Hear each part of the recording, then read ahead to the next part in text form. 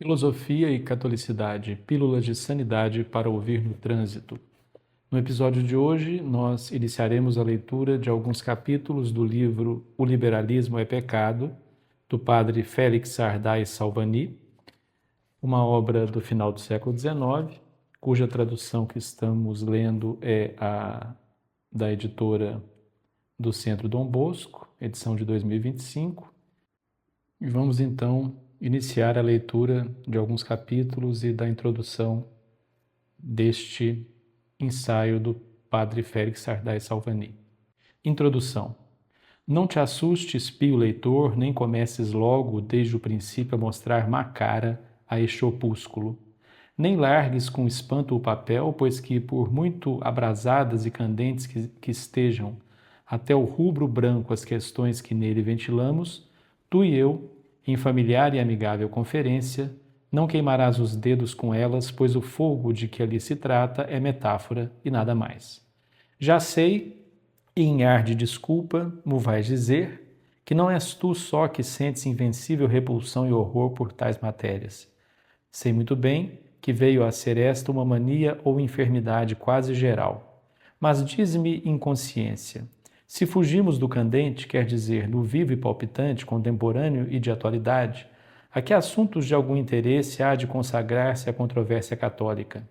A combater inimigos que já morreram há séculos e que, como mortos e putrefatos, jazem olvidados de toda a gente no panteão da história? Ou a tratar a sério e com muita formalidade e grande afinco assuntos de hoje, é verdade, porém acerca dos quais não há opinião discordante, nem hostilidade alguma contra os santos foros da verdade? Por Deus! É para isto que nós, os católicos, nos chamamos soldados e representamos como exército a Igreja e chamamos capitão a Nosso Senhor? E será essa a vida de luta que, sem cessar, se nos está intimando desde que, pelo batismo e confirmação, nos armaram cavaleiros de tão gloriosa milícia? Há de ser guerra de comédia, em que se peleja contra inimigos pintados e fantásticos, com armas de pólvora seca e espadas sem ponta, a que somente se exige que briguem e façam vão ruído, porém que não firam nem causem aos contrários a menor lesão? Não, por certo. Pois que, se é verdade, como divina verdade é o catolicismo, verdade são e dolorosa verdade os seus inimigos. Verdade é e sangrenta verdade os seus combates. Verdade hão de ser, e não pura fantasia de teatro, suas ofensivas e defensivas. Em verdade, tais empresas devem acometer-se e levar-se a cabo. Verdadeiras devem ser, pois, as armas que se usem, verdadeiros os golpes e reveses que se deem, verdadeiras as feridas que se causam ou que se recebam. Se abro a história da Igreja em todas as suas páginas, encontro escrita com traços de vivo sangue, muitas vezes, essa verdade. Cristo Deus, com inteireza sem igual, anatematizou a corrupção judaica e, frente a frente com as mais delicadas preocupações racionais e religiosas da sua época, hasteou a bandeira da sua pregação, pagando-o com a vida. Os apóstolos, ao sair do cenáculo em dia de Pentecostes, não olharam aos perigos para lançar em rosto aos príncipes e magistrados de Jerusalém o assassínio jurídico do Salvador. Custou-lhes de pronto açoites e depois a morte, o haver tocado essa, naqueles dias, tão candente questão. E desde então, a cada herói de nosso glorioso exército tornou famoso a respectiva questão candente que lhe coube e em sorte elucidar. A questão candente, a do dia, e não a já fria e passada, que perdeu o interesse, nem a futura ou vindoura, que jaz ainda nos segredos do porvir. Os primeiros apologistas tiveram-nas corpo a corpo com o paganismo coroado e sentado nada menos que no trono imperial, questão candente em que se arriscava a vida. Atanásio enfrentou perseguições, desterros, fugas, ameaças de morte e excomunhões de falsos concílios e a cadentíssima questão do arianismo, que em seu tempo trouxe em conflagração todo o orbe. E Agostinho, grande paladino de todas as questões candentes do seu século, teve acaso medo, por sua incandescência, dos grandes problemas levantados pelo pelagianismo? Assim, de século em século, de época em época, a cada questão candente que o inimigo de Deus e do gênero humano fez cair incandescente das forjas infernais, destinou a providência um homem ou muitos homens que, como martelos de grande potência, batessem forte sobre tais erros candentes. Pois é bom bater sobre erro candente e não sobre erro frio, porque é bater debalde.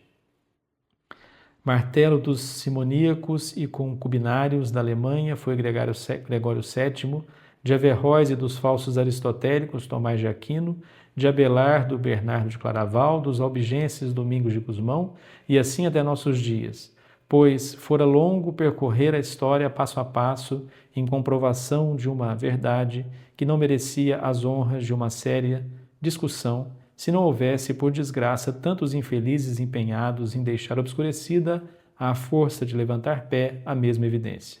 Basta, pois, desse assunto, amigo leitor, e dando mais um pequeno passo, assim em segredo que ninguém nos ouça, eu te direi que, se cada século passado teve as suas questões candentes, também candentes e candentíssimas as deve ter, sem dúvida, o século atual. E isso necessariamente. E uma delas, a questão das questões, a questão magna, a questão incandescente que produz faíscas, só ao tocá-la, é a questão do liberalismo. Os perigos que nestes tempos corre a fé entre o povo cristão são muitos, disseram há pouco sábios e valorosos prelados da província de Burgos. Porém, encerram-se todos num que é, digamos assim, o seu grande denominador comum, o naturalismo.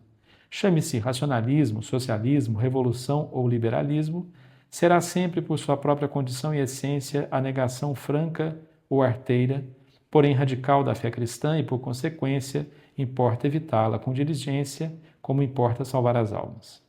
Com tão autorizada e gravíssima declaração, temos oficialmente formulada a questão candente do nosso século. É verdade que não a havia formulado com menor, se não com maior autoridade e clareza o grande Pio IX em 100 repetidos documentos, nem com menos afinco a propôs há poucos dias ao mundo o nosso atual pontífice Leão XIII, em sua encíclica Humanum Genus, que tanto deu, dá e dará que falar, e que talvez não seja ainda a última palavra da Igreja de Deus sobre essas matérias. E por que razão haveria de ter o liberalismo certo privilégio especial de respeito e quase de inviolabilidade sobre todas as demais heresias que o precederam? Seria acaso porque, na unidade de sua absoluta e radical negação da soberania divina, as resume e compreende a todas? Ou porque, mais que alguma outra, estendeu por todo o corpo social a sua infecção e gangrena? Ou porque, para justo castigo de nossos pecados, logrou o que algumas outras heresias não lograram, isto é, ser erro oficial, legalizado, entronizado nos conselhos dos príncipes e prepotente na governação dos povos? Assim, essas razões são precisamente as que hão de mover e forçar todo bom católico a pregar e sustentar contra ele, custe o que custar, a aberta e generosa cruzada.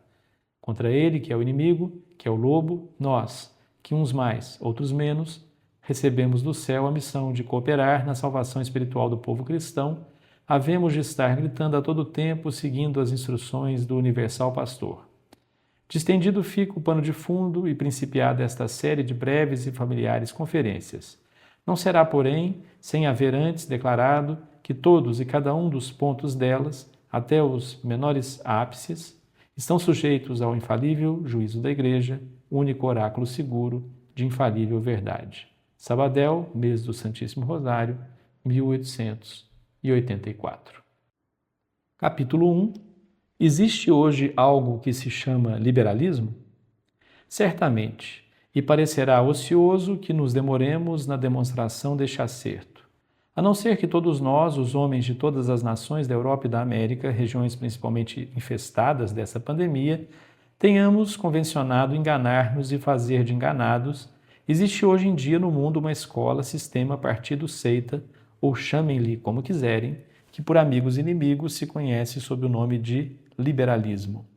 Os seus periódicos e associações e governos apelidam-se com toda franqueza liberais. Os seus adversários lançam-lhe em rosto e eles não protestam, nem sequer o escusam ou atenuam. Mas ainda, Leem-se todos os dias que há correntes liberais, tendências liberais, reformas liberais, projetos liberais, personagens liberais, datas e recordações liberais, ideias e programas liberais. E pelo contrário, chamam-se antiliberais ou clericais ou reacionários ou ultramontanos todos os conceitos opostos aos significados por aquelas expressões. Há, pois, no mundo atual, certa coisa que se chama liberalismo, e há também outra certa coisa que se chama antiliberalismo. É, pois, como muito judiciosamente se tem dito, palavra de divisão, pois tem perfeitamente dividido o mundo em dois campos opostos. Mas não é só palavra, pois a toda a palavra deve corresponder uma ideia. Nem só ideia, pois a tal ideia vemos que corresponde de fato toda uma ordem de acontecimentos exteriores. Há, pois, liberalismo quer dizer, há doutrinas liberais e há obras liberais, e, por conseguinte, há homens liberais, que são os que professam aquelas doutrinas e praticam estas obras. E tais homens não são indivíduos isolados, mas que se conhecem e obram como agrupação organizada, com chefes reconhecidos, com dependência deles, com um fim unanimemente aceite. O liberalismo, pois, não é só palavra, doutrina e obra, mas é também uma seita. Fica, pois, assentado que quando tratamos do liberalismo e de liberais, não estudamos seres fantásticos ou puros conceitos de razão, mas verdadeiras e palpáveis realidades do mundo exterior, e bem verdadeiras e palpáveis para a nossa desgraça. Os nossos leitores, sem dúvida, terão observado que a primeira preocupação que se nota nos tempos de epidemia é sempre a de pretender que não exista tal epidemia. Não há memória, nas diferentes que nos têm afligido no século atual ou nos séculos passados, de que nenhuma só vez tenha deixado de se apresentar esse fenômeno. A enfermidade tem já devorado no silêncio grande número de vítimas quando se começa a reconhecer que existe, dizimando a população. As participações oficiais são, algumas vezes, as mais entusiastas propaladoras da mentira, e tem-se dado o caso em que, por parte da autoridade, se tem chegado a impor penas aos que afirmassem que o contágio era verdade. Análogo é o que acontece na ordem moral de que estamos tratando. Depois de 50 anos ou mais de vivermos em pleno liberalismo, ainda ouvimos pessoas respeitadíssimas perguntando com assombro e candidez, aspas, que? Tomais a sério isso de liberalismo? Não serão porventura apenas exageros do rancor político? Não seria melhor omitir esta palavra que nos divide e irrita? Fecha aspas. Quando a infecção está de tal sorte na atmosfera que, acostumada, já não a sentem a maior parte dos que a respiram, tem-se um tristíssimo sinal. Há, pois, liberalismo, caro leitor, e disto não duvides nunca.